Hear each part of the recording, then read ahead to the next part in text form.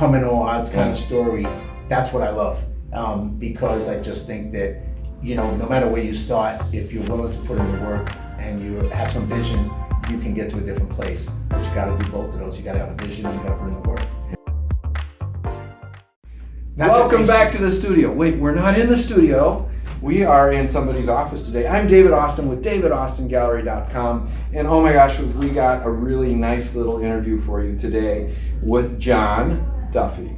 That is correct. That's correct. And it's about the movie industry. So stay tuned because we're going to have a lot of really interesting things we're going to talk about. And then you can also check him out on his podcast. And also you're going to be able to ask us questions. And if I don't know them, we'll pass it on to you. So get a little closer. Tell me what your title is here. So on this show, I'm the line producer, and that's a hands-on producer, is somebody who creates the schedule for the movie, the budget for the movie, supervises the hiring, supervises the actual prep for the movie and the production of the movie. And my goal is to have the movie come in on time and on budget, so that I supervise all the management of all that. That sounds like a lot. I've been told that. Do you have a couple of assistants then that help you? Well, we have a team, and everybody has a different responsibility. So in this case, the reason we're here was because of the producer, Mandy June Turpin, who brought the movie here because she had had relationships coming out to Duluth before with Catalyst. So she was the driving force behind bringing this here because she really liked this community. She liked the potential and the possibility here. So then she brought me on to support her as a line producer. And then I have a team. I bring on a production manager, and we have what we call assistant director and a second assistant director. And together we all work as a team to make it happen. I was impressed, actually. I had no idea anything. I don't really know that much about the film industry. We know our little podcast and our little live shows that we do, but I had no idea. You see the productions of it, the interviews with people and the behind the scenes stuff, but until you're actually there and experiencing it, it is quite the ballet of, it's like controlled chaos. Everybody has their task, right, that they do. Yeah, and there's a lot of moving pieces, and if you had a chance, a great opportunity to see us and participate in it in multiple levels with us, so we'll get more into that as well. Yeah. But I think you get to see all those moving pieces and how they come together. And every movie is different. Every movie, just like a painting, every painting is different. The story is different behind it, and then the process is different each time. So our process, we had a very short production period for all kinds of reasons. So we had 15 days to pull this movie off, and we did it. And I hope everybody likes it as much as we've liked it so far. It was incredible. I can't believe how tight it was, particularly for the set designers who I worked with quite a bit. Right. It was amazing, and I appreciate the opportunity to do it. Well, so much of it's like special moments happen, and how we connected was a special moment. It was one of those moments that couldn't have happened, but it did. And we happened to be scouting a potential location, which didn't work out. But we met you, and you were there only for one day. One day. And we one day only. Ran across you, and we saw your art, and everybody enjoyed your art, and started a conversation with you and said, "Can you participate, putting your art in the movie and be part of this?" And luckily that conversation went from a conversation to reality, and you did. You stepped up, you brought all the art, and it contributed to what will be the opening of the movie in a big way, so we appreciate that. Oh, well, thank you. I was very grateful to do it. It was fun. A lot of work. Yes, yes, a lot. It was only a fraction of what everybody on the team was doing. Now I'm going to switch and ask you a question. How many paintings did you end up putting into that particular scene? Because we used a couple older ones for part of the scene that were different enough that you could use them. So there's 1, 2, 3. There's 3 there. 4, 5, 6, 7, 8, 9, 10, 11, 12. I think 12 pieces. 12 pieces. And it was in a Gray Salon location here, the Moorish room. Wow, what an amazing building that is. And it is. And because the first location didn't work out, we ended up there once again. Synchronicity, and it ended up being a better location, and it became much more advantageous to what we needed to create. So it worked out really well. Yeah, I thought so too. And everybody was so helpful in setting it up. And it took us a full day, 10 hours for me to set up, and then your crew was there another, I think, 4 hours that night. And then the next day shooting until the wee hours. I think it was 11. Yes, yes. and then the wrap, and then we cleared it out. I was out in 2 hours. Wow.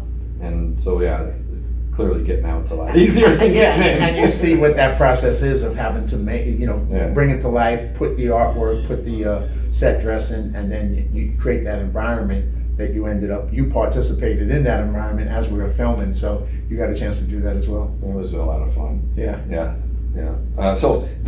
And what was interesting is I had Sherry and Melissa and Andrea, 3 of your staff.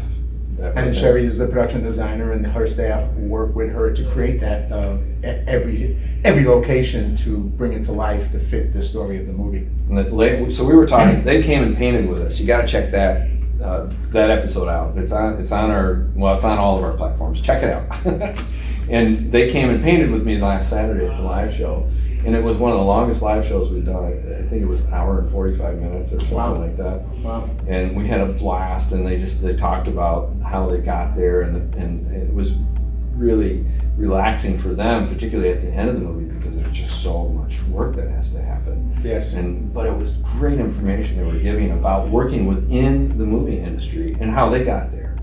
So I guess one of the reasons I wanted to sit down with you is there things that we could do in our local community to encourage people to learn aspects? Is there things that people can learn, or places they can go, organizations they can get to? Well, there's a bunch of organizations here locally, which is kind of what brought us here. Mandy, who I mentioned, is the producer of the movie. Catalyst was an organization, and they have an annual TV festival, and this year it's going to expand, I heard, and I think it's in October. So Catalyst is a great organization, participated in that festival, attended. That happens in Duluth. Then, of course, you have a Upper Minnesota Film Office, which is the organization behind the industry, and they do workshops for people to get into the industry so that they can train young people and get skills to be in the industry. They're very effective. And then they also have the thing that also helps us is that they also have a tax incentive and a tax rebate, which allows smaller films to come in and take advantage of that, so to come to Duluth as opposed to go somewhere else to a competing state. So Upper Minnesota Film Office and Sherry and Ricky are amazing at what they do. So that's another group to participate. And then we also had discussions with the university, UMD, Rob Hoffman over there, about the potential of having more in the future, more classes. And they brought a lot of people to the set to see how it all the different organizations brought people to the set to see what we were doing, to see behind the scenes, and have conversations with us. And we encouraged them all to grow the industry. So have, like at the university, start maybe having classes or workshops or stuff like that where young people can learn the different positions. Like you work with the art department. That's a great place for creative people to get a step into this thing and work with the art department, the set design, the props, all the pieces that go behind that. That might be something too that can help the industry. Yeah, you definitely have to have an eye for example, texture. I noticed when we were there, and I was observing them, and it's the layers, and then you're framing the shot, and how's that's going to look in the shot, and so the set designers and the people that are doing those, it's an incredible vision that they have to have too, to build that layer, that texture, so it feels real when you see it on the film. Oh, absolutely. And then it starts with the script. You have the script, and then you kind of bring the script to life. The director has a vision, and then the director works with the department heads, whether it's the production designer on the art side, or it's the costume designer, making sure that the wardrobe is appropriate for the characters, at the same time appropriate for the season. So here we were shooting a movie in Duluth. It's a Christmas movie. No snow, because it's really it doesn't hot snow here right now. Yeah, it's very hot, right?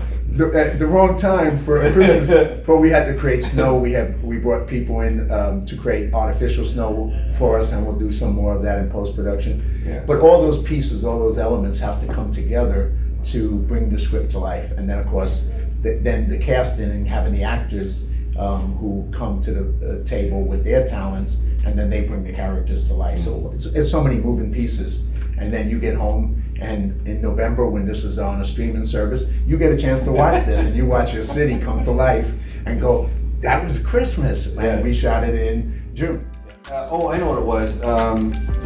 What company was it that you guys were working for? So Mar Vista was the company Mar that put Vista. this together, yeah, and they. I think we've heard of that They one. connected with Mandy, and they do a ton of movies every year.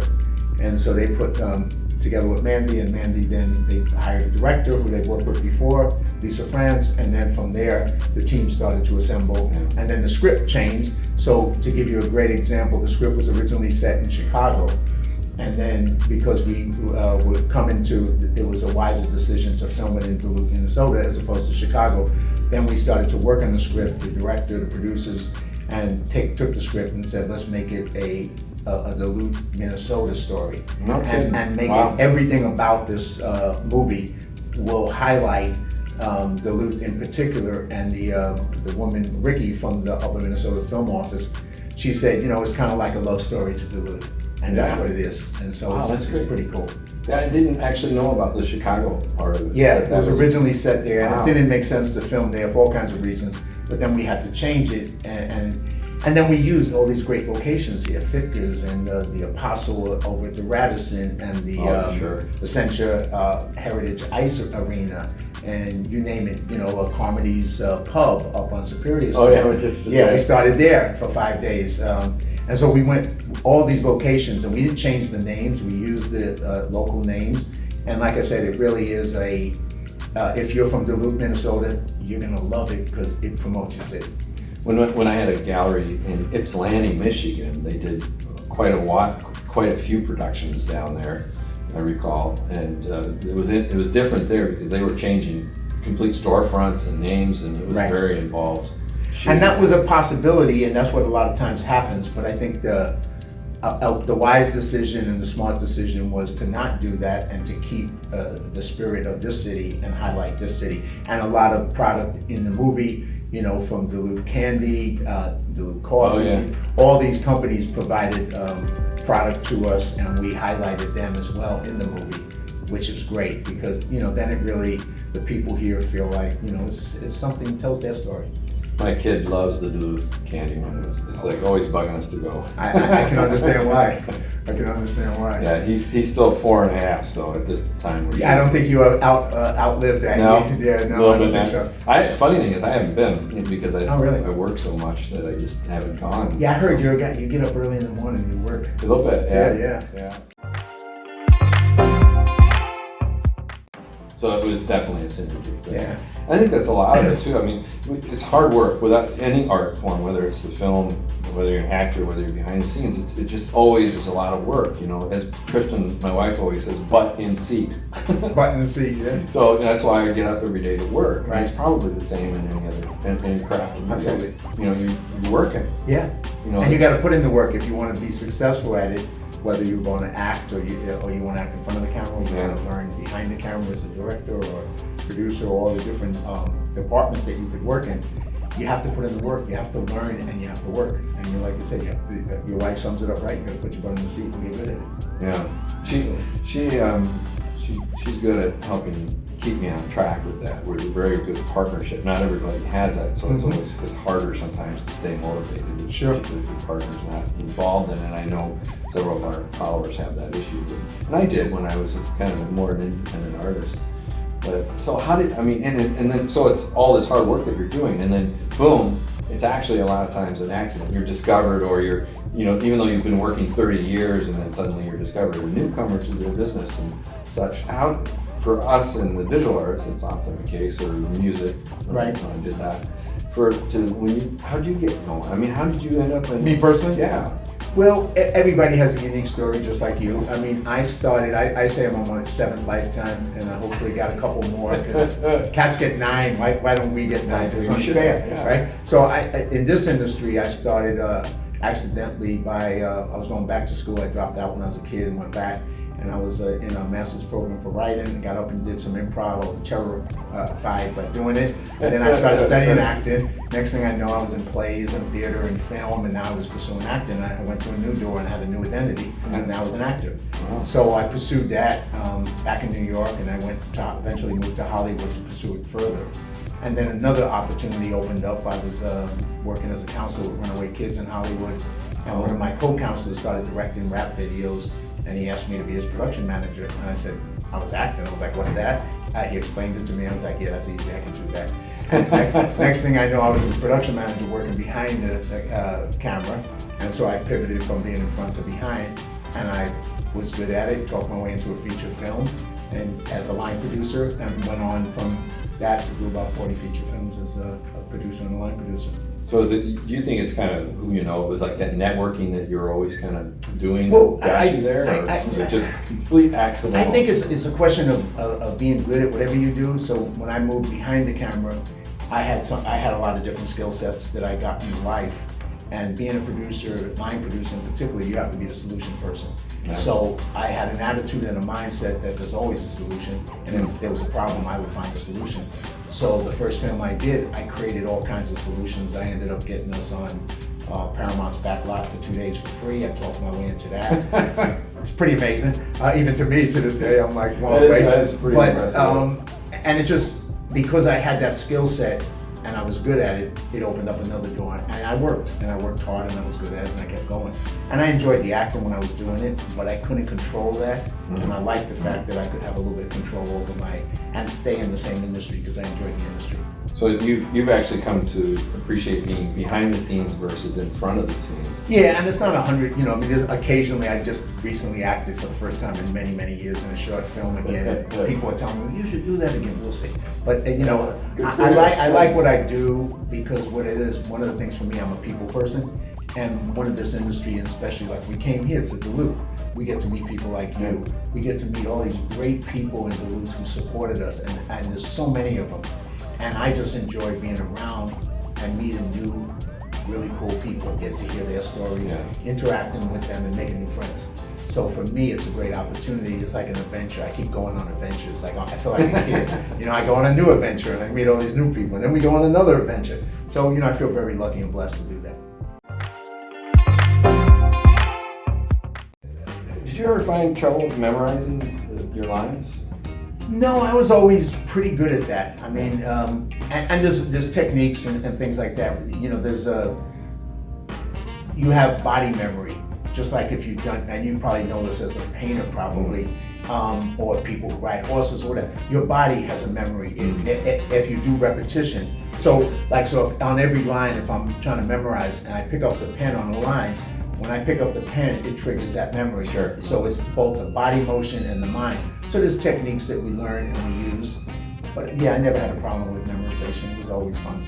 It's the same. I practice martial arts, a couple different kinds. What kinds? An interesting branch of Taekwondo in that it's ITF, but we're very into maybe soft and preps, and then execution is a little harder, whereas most of the time it's very hard style, and then Yang style Tai Chi, so short and long form. Well, I studied when I was a kid. I studied Northern and Southern Shaolin Kung Fu. Oh yeah, nice. Yeah, so for about 2 years, until I got injured, I studied that and loved it. And it's funny, you talk about body memory. That's exactly why I brought it up. So a couple of years ago, I was scouting in Trinidad with a buddy of mine, a producer buddy, who's also a martial artist, and he teaches Kung Fu as well as a bunch of other styles. So I go to Trinidad and I brought my Kung Fu jacket from when I was 17 years old, and it still fits me. And I took a class with him in Kung Fu, and he was like, you remember all this from that age? And you do. My body when just... you reach a certain point, how to block, how to punch, how to move. And you, because it's all that repetition, and it stays with you years and years later. And it just came back, and I loved it. I was like, wow, this is cool. Practice. It comes back to practice. That's right. We get that question a lot. How did you get good, or what did you do?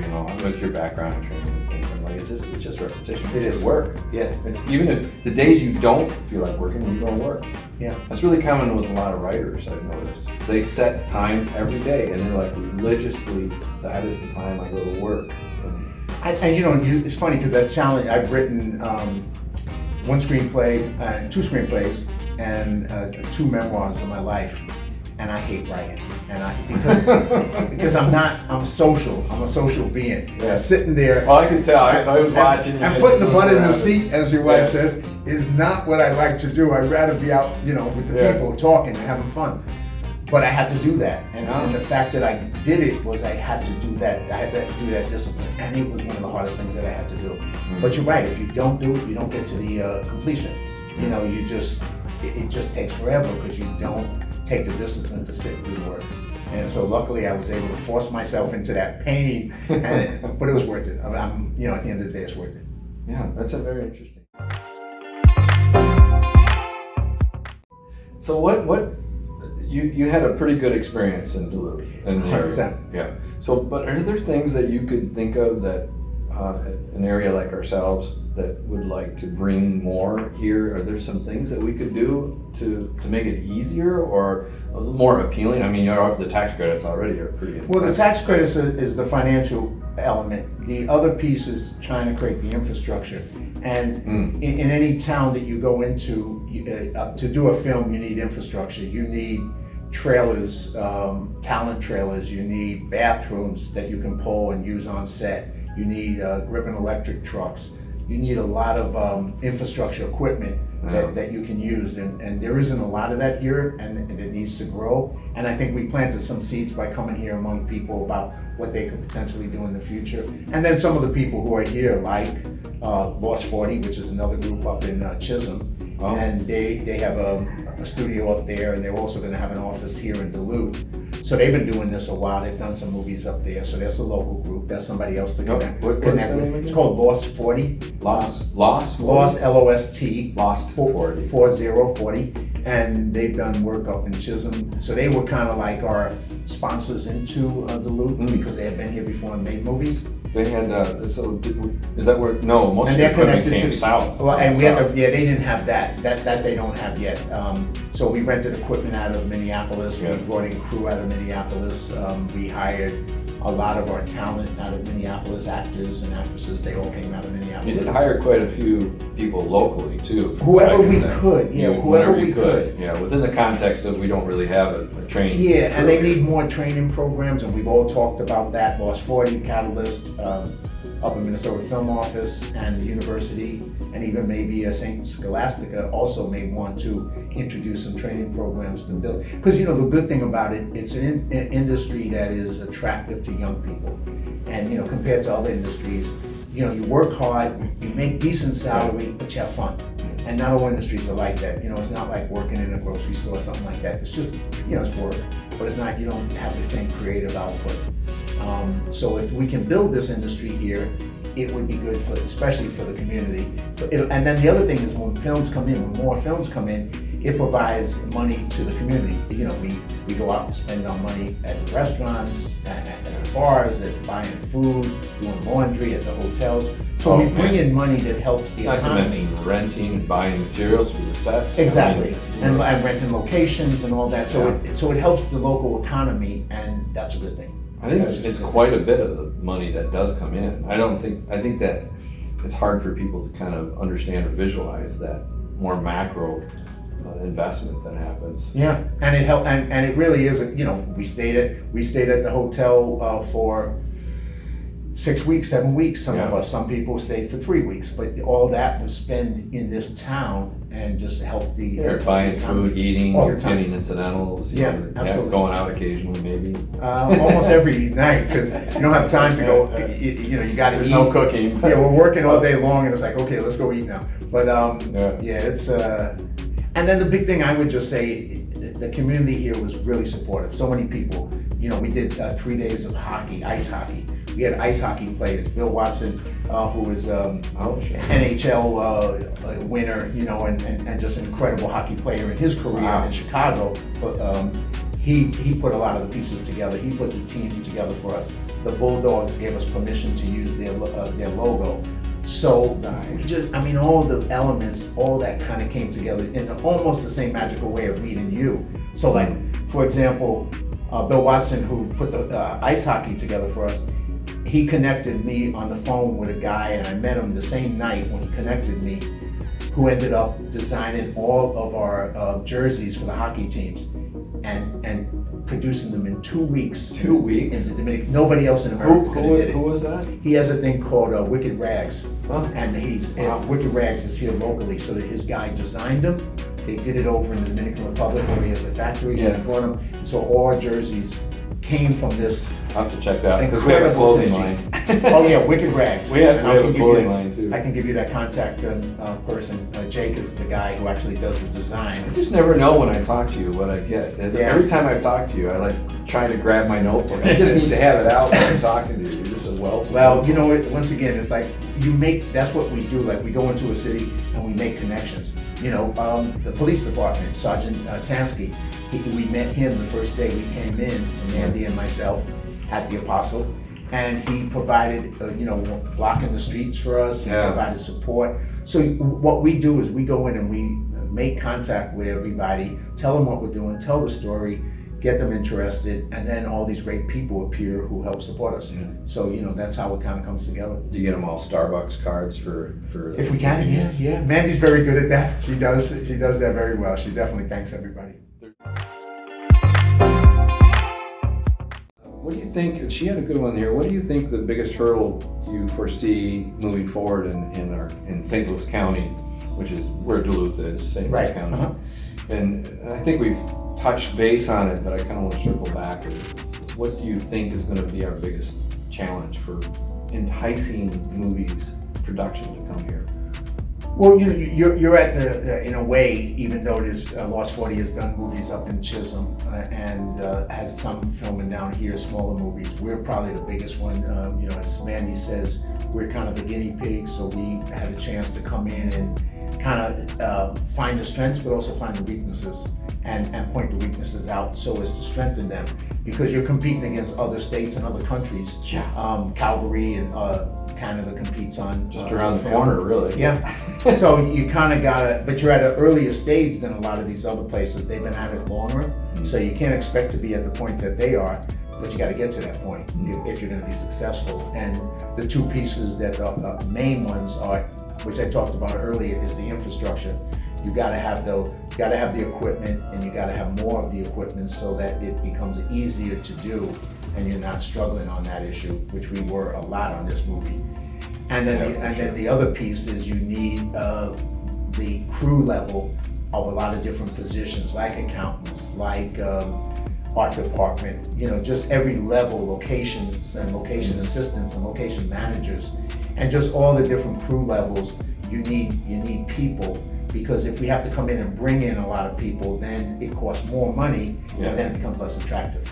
So you kind of got to increase that crew base and train that crew base and get them up to speed so that they can work in this industry and be successful.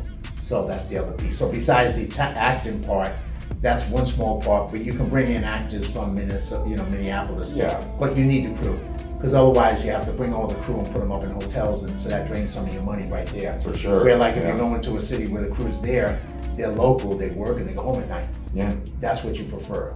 And so that catalyst is probably one of the ways that kind of. Well, Lost 40 is a big, yeah, because they're more into the production side. Catalyst is more. So into people that would look in or maybe reach out to Lost 40, they're online, their website, and Matt Roy is one of the main people with it. They can reach out to him. Almost seems like there should be like a database of we're all a local database that people could sign in. Talent. If you go online to. And I don't know how, I always say it, maybe it's right or wrong, UMFO, it's Upper Minnesota Film Office, UMFO. If you go there, they do have a database of people. They're a place when projects come in, they supervise that, they train interns, and they train them with workshops, and then they, like for ourselves, we have to hire so many of their interns and pay them. So it's paid interns. Oh, but really? Yeah. Paid interns? Paid interns, what? Right? What a concept. And so we had to hire a percentage of theirs that were available, so that those people who went to those trainings now get real experience and they get paid for it. So they're a big resource. So definitely go there and check them out. And then Lost 40, and then of course Catalyst, and all those forces are coming together. So whatever way you can get yourself involved and connected to all that, do it. That sounds good. Upper Minnesota Film Office. Yes. That was, you segued very nicely into that, by the way. That's a talent.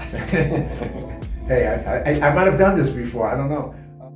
Do you think that some PR should be run ahead of these films or in regards to these films on a local basis to kind of, because there was some pushback from certain people about there always is. No matter, there was an IPSI when we were there. There was an Ann Arbor, and they filmed up in where I lived in northern Michigan too. So there was always some pushback. Do you think there's something we could do at local level to kind of say, it's not bad, guys. This is good. Let's embrace this fun activity. Well, I think the 3 organizations I mentioned are doing that, and yes, they probably will want to do more and will continue and should do more, because that's where and you're right, not everybody sees the benefit of the industry, and you always have some people who, it's just, or they perceive it as something that it really isn't. Mm-hmm. So perception is big. Yeah, so they're a little bit like, well, we don't want to support that because it's, who cares? It's not for us, our people. Mm-hmm. But in reality, it is, because it's often employment, it's often economic growth, it's often skill sets and all kinds of things. So so these organizations need to do more of that, because they, we're gypsies, so to speak. We're or circus traveling circus people, right? We go from place to place. But the people who live here need to build this, and so then we can come, and more people can come, not just us personally, but other film companies can come, and then that provides more opportunities to the people here. So it's that kind of a win-win synergy needs to go on more.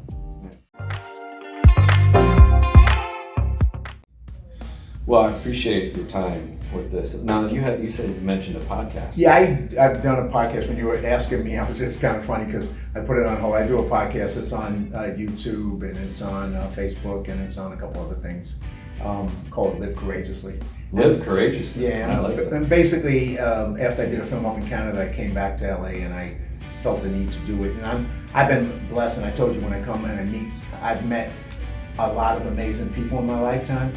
And so I got a list of 50 friends. I've done 10 already of people who've lived some amazing, courageous lives of all types, who do all kinds of things to just, be of making the world a better place with what they do, both creatively, both service to people, and just a whole range of activities. Some former military, some artists, some, film people, some martial artists, just a whole range of people that or people who've overcome a lot. The first show I did was a woman who overcame being paralyzed as a kid from a polio vaccine and went on to become a successful actress, even though she has to act, still wear leg braces to walk properly.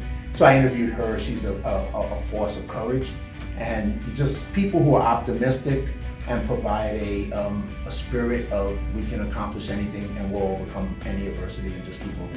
So those kind of people I interview, and that's kind of what turns me on. What struck you to do that, though? Well, it's my life. I've been, I came from the bottom in New York, and I just overcame a lot of things in my life, and I've met and been surrounded by similar people who, and I love those stories. Like I love the truth. It's like in movies, in the movie world, the Rocky story, the overcoming all odds kind of story. That's what I love, because I just think that, no matter where you start, if you're willing to put in the work and you have some vision, you can get to a different place. But you got to do both of those. You got to have a vision, you got to put in the work. And it doesn't just come to you.